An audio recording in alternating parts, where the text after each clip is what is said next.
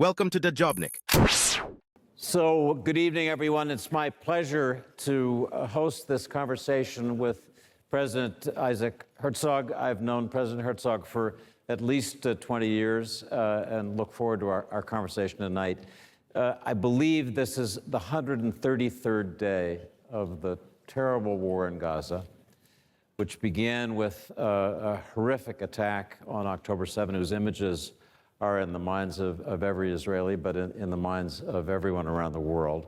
So I should begin by expressing our sadness at the suffering of all the victims of this war, Israelis and Palestinians.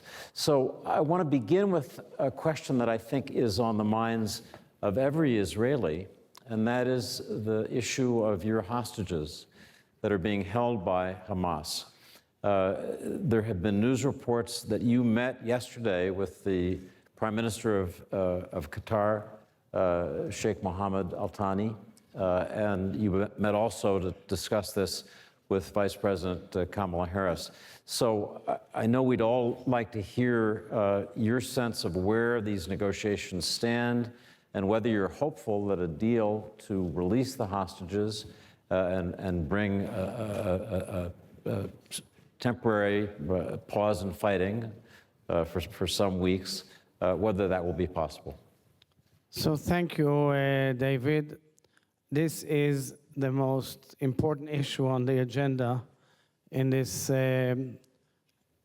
situation. We have here families of the hostages, and I think we all express our pain and sorrow and sadness.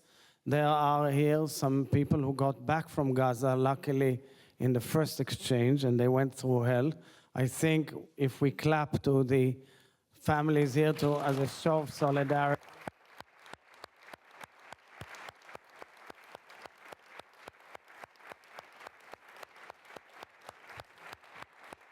After all, it's an enormous human tragedy. People from the age of 1 year old to 85 years old, Holocaust survivors and people who went through so many tormenting situations, many people who are activists for peace with their neighbors in Gaza, many people who have done so much good throughout their life, incredible human beings, family people. And I think that the world must keep on leaving this issue as a top priority in its agenda. I met with the Prime Minister of Qatar yesterday. It was a good discussion. I think he's doing major efforts. He's taken major efforts and devoting enormous focus on this issue. It's complicated. It's difficult. One has to make sure that we know whether there is anybody who takes decisions on the other side. After all, you're dealing with people who are being hidden and scattered all around Gaza, mostly in the tunnels. And we have to know their whereabouts. We are worried about the medication that came in, and according to our data and information, it hasn't been received yet, or by some of them, by most of them, we don't know. So I think the most important thing for everybody to understand, if one wants to move on and find a horizon in this dire situation, which was initiated by Hamas in cruelty of unprecedented record, the worst atrocity against Jews since World War II, with rape and butchering and chopping and burning and, of course, abducting. One has to resolve the issue of the hostages and bring them back home safely and as soon as possible. So,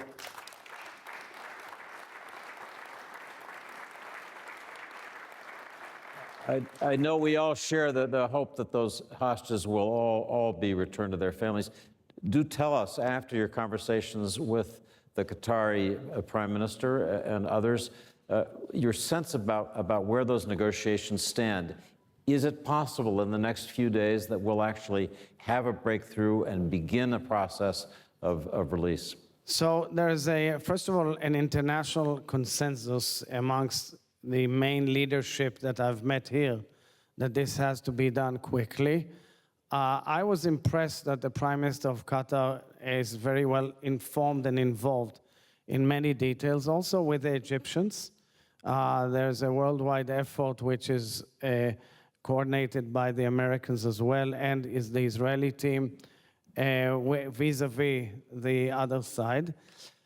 I can't analyze and tell you how much of a chance do I give to this effort. I do believe that there is an effort of major, I would say, of major weight involved, international weight. I do believe, and I can confirm, that it is an item of highest priority for the sides concerned in this process.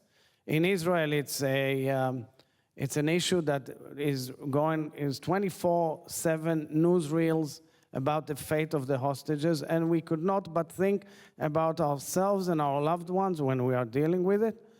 The negotiation process has to involve many, many items. I can't go into it because, number one, I'm not the one responsible and I'm not fully advised of all the details, but I must say I'm impressed that there are efforts throughout, and I trust our team that is trying its best, and I hope that the other side will finally decide that it wants to move on. And I don't think they are there. I'm not yet convinced that Sinwar feels that he wants to do anything, and so his people will continue suffering. I'm struck, as I'm sure many of us are, by your words about the Prime Minister of Qatar, a country that often is criticized by Israel. I want to turn to the subject of this security conference, which is security, and ask you about Israel's long-term security. You're in the middle of a war now, but thinking about the long term, the United States has said, the Saudi foreign minister came close to saying that if there is a halt in the fighting, that a process of normalization of relations between Israel and Saudi Arabia could begin. That would be a different Middle East. And I want to ask you what difference in your mind as president of Israel that normalization would mean for your country going forward. So let me take it a bit higher in a zoom up, bottom down, about a regional picture. The regional picture is pretty obvious for a couple of years already. We have nations moving on with Israel towards inclusion of Israel in the region, recognizing Israel, going for peace with Israel. It started way back with Egypt, then moved to Jordan.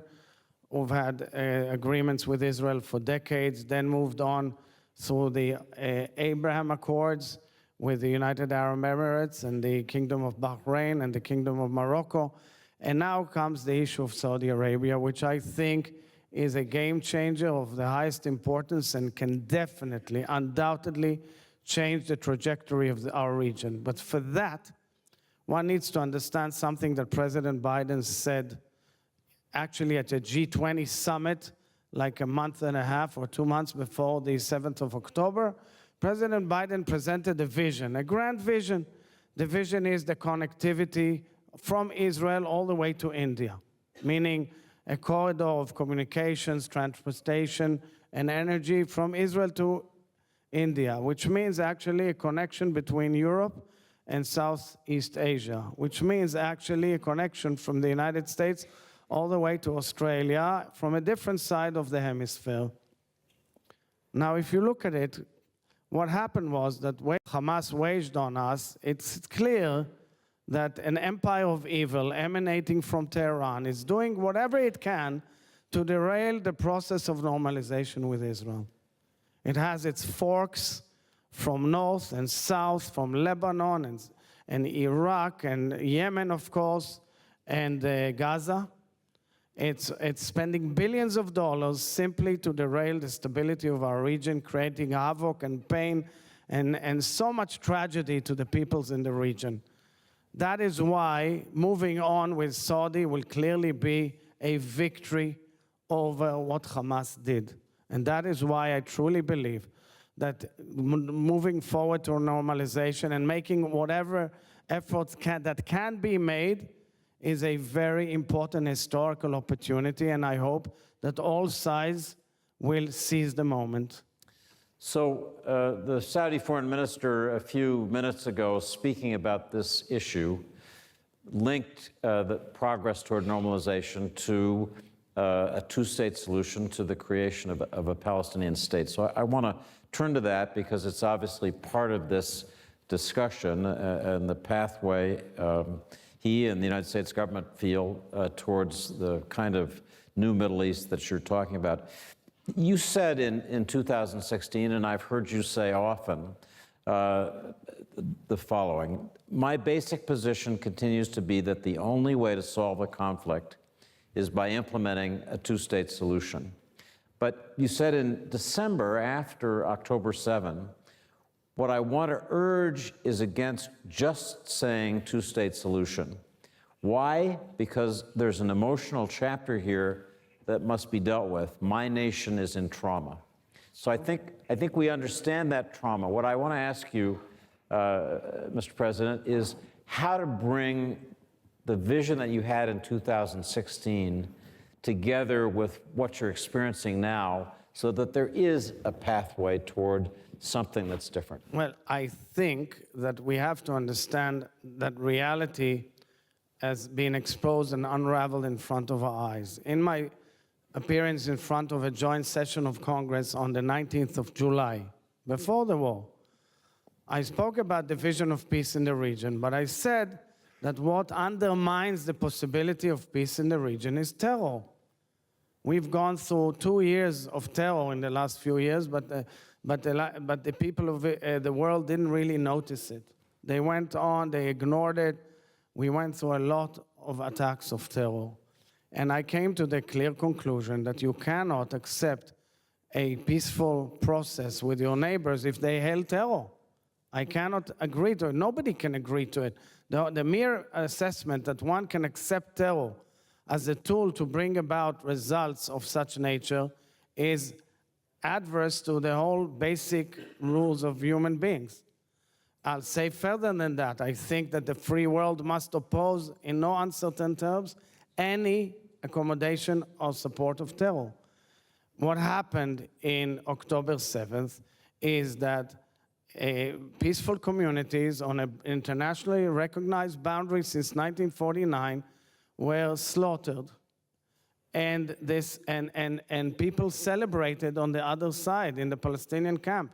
They celebrated this, and I expect people who want to make peace with us and people who want to move on in a vision of peace in the region. And I do believe adamantly that Israelis and Palestinians deserve peace, and they should find ways and means to move towards peace, and that the pain inflicted must not recur. But for that, we have to hear and see an understanding that terror cannot be accepted in any way. And this is what I said. Israelis are traumatized so much that to come to tell them now two-state solution, a Palestinian state, cannot be achieved if we don't deal with the innermost question of Israelis. How does it guarantee safety to me and to my family and to my neighbors and to my nation? Israelis are worried. You expect them to divide the land and then say, oh yeah, but okay, who runs the other entity and how do we make sure terror will not recur? So I think we should offer a vision of peace, and we should definitely look into a horizon of peace. And I never shy away from things that I believe in, but I think that we have to add an element of reality, of real life into this. It won't happen if we don't find real solutions for the security question of Israel. So let me just put the question to you again. If there are ways to address that issue that you rightly stress, the security, safety of your country and the people who live in it, if that can be addressed, is there in your mind a pathway toward a two-state solution? So I would say that saying now automatically a Palestinian state or a two-state solution it's kind of giving, actually, without intention, kind of credit or award to the fact that Hamas launched a war against us. I don't want to be there. I want to do something else. I say if we want to win and we show victory against the empire of evil and its proxies, we have to move towards the inclusion of Israel in the region with a major agreement with our regional partners, including Saudi Arabia, and in it, find the right formula for peace between Israelis and Palestinians. And that's what we have to look for. Thanks for watching. Drop a comment below. Don't forget to like, share, and hit subscribe to stay updated with our latest content. Until next time, stay informed and inspired. This is Dejobnik signing off.